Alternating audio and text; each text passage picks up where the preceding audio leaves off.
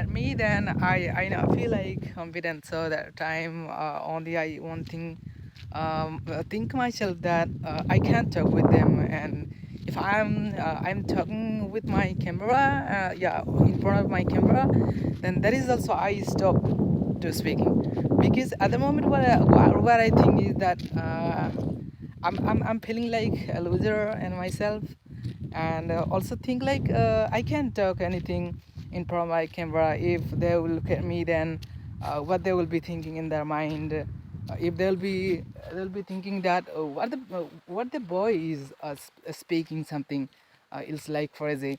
So actually that is the positive thing, but I should not think of I should not think like this. But no, what happened is sometimes I feel like that, and I think like that. So that is kind of thing that I feel like not confident. So that's why I always think that I will come to a alone place where some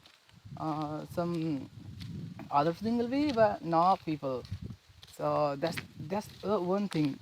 And if you say my practicing journey, which is English, is only like this, that I'm practicing my English always in my alone.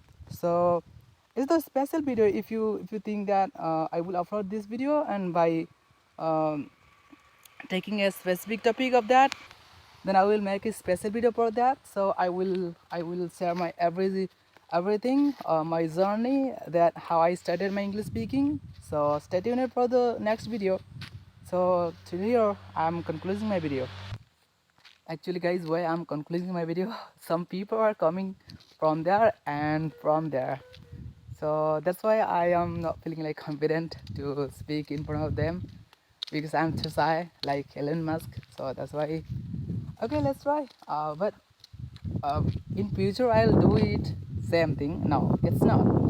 But I will try to face this problem.